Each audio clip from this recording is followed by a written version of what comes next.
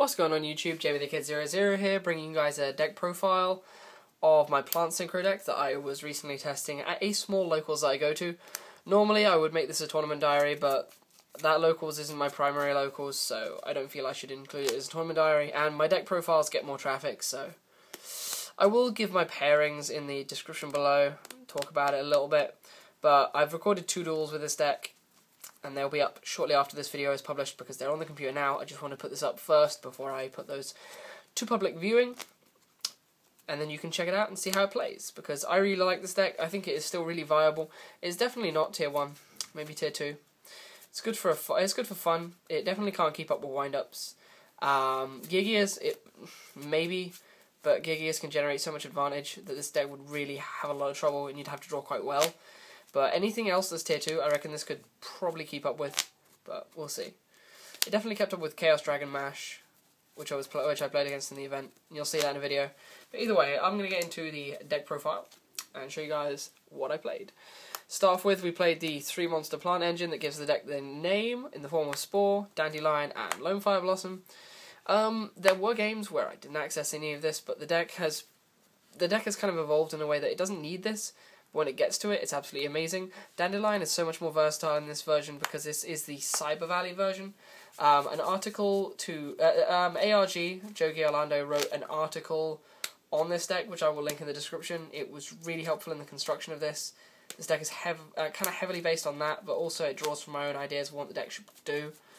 And he just talks about all the combo-based and advantage plays that this deck can do. So Dandelion really comes into its own with the Cyber Valley, which we'll get to in a moment. And Lone Fire is equally amazing. The amount of times I had Lone Fire Reborn in hand, and I was able to go into Shooting Star off that combo, it was insane. So this card is great. Or just Lone Fire Call. So the deck is crazy just with one card, because it can access you both of these and just make crazy plays. But yeah, the plant engine is definitely an incredible, integral part of this deck. Then we play the 2 Debris Dragon, and you'll see that as we go through this list, the Debris Dragons are pretty much never dead. They usually have a target. If not, you'll search your target because they're integral for different things.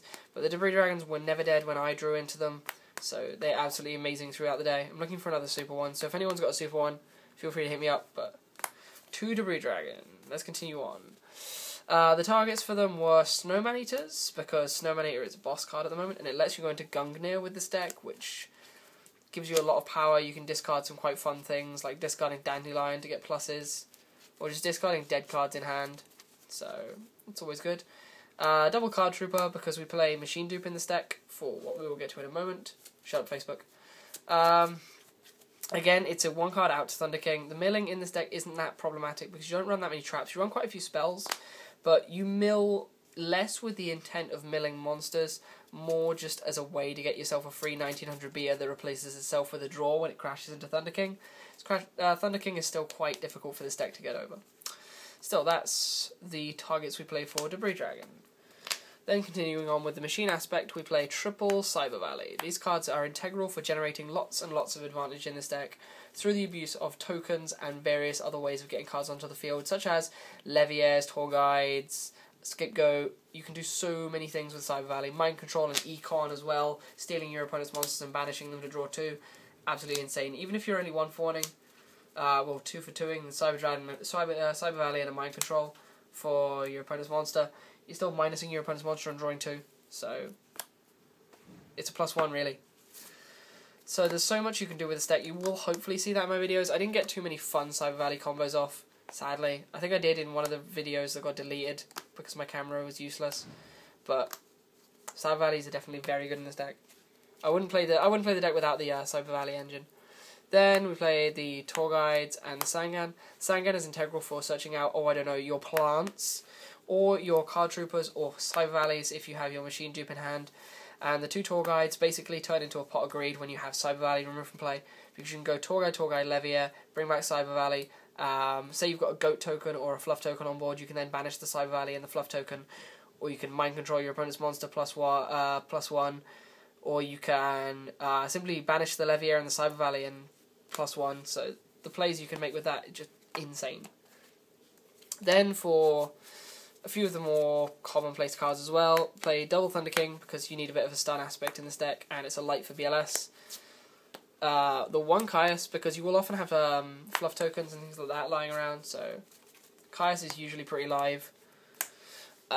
Double Baylor. I didn't like Maxi in the main, I sided it. I don't actually have the side deck with me at the moment. One Gauze and the one BLS to round off the monsters.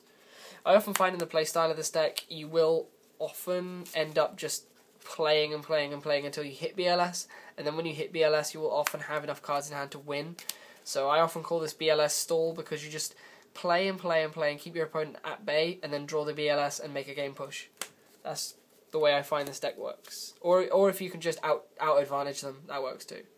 Spell wise, we play a lot of one-offs. We play Reborn, Dark Hole, Storm, Book, Mind Control, Avarice. I finally managed to replace that goddamn Ultra Avarice. 1-for-1, Foolish Burial, Machine Dupe, and Scapegoats running off the camera there. Yeah, we play a lot of 1-for-1s in this deck, but each and every one of them is, in my opinion, a power card. Goats generate so much advantage. Duplication, same thing. Foolish, getting your plants to the grave, getting you fluff tokens to abuse with Cyber Valley in hand. 1-for-1, getting you Cyber Valleys or getting you your Spore, or Veilers if your Spore has been used. Part of Avarice, self-explanatory. Mind Control, it works really well with Cyber Valley, and these four are just power cards, so they do not need any explanation. Then continuing on with the stealing things aspect, we play tokens, so why wouldn't we play enemy controllers? And then we play double MST, because this deck doesn't really need 3, because it has so many options that it can kind of run into warnings and things like that and not really lose out too much. Then for the trap lineup, we play the one Call of the Haunted. I didn't feel any need for more of those, because otherwise they just clog, but one is really useful for generating you all sorts of different plays. Really great with Cyber Valley plays, bringing back different plants to synchro off, bringing back Dandelion. This card is so versatile, but at the same time you really can't play more than one, because otherwise it will clog. Then we play double Torrential Tribute, because again you don't really mind losing monsters. Double Solemn Warning, because it's Solemn Warning, and the one Solemn Judgment to make sure your plays go off. This is definitely quite the power card in this deck, besides how good it is in other decks. Right, as I said, I don't have a side deck, so I'm just going to get straight onto the extra deck, and that will be the end of the video. But either way, if you have any questions for the main deck, feel free to let me know, or read the article that I'm going to cite. So for the extra deck, we have the Gauze tokens, or the Fluff tokens, so I need to find one more card to use as a Fluff token. Sadly, 3 is not enough. For the extra, we have 1 level 2 in the form of Formula Synchron, the 1 level 4 in the form of Armorial, 1 Catastor and 1 Hyper Librarian make up the level 5s. Orient Dragon makes up the 1 level 6. I just wanted to use a card which was a good target for Debris Dragon, and I didn't really like Iron Chain Dragon. I really like Orient Dragon, especially going up against things like Gigias. So I felt like playing this. Played the 1 Black Horse Dragon and the 1 Gungnir for the 7s. For the 8s we played 1 Stardust and 1 Scrap. For the 9s, 1 Mistworm, and then finally 1 10 in the form of Shooting Star Dragon, which I made a surprising amount. This deck is really good at making Shooting Star Dragon, so that was fun.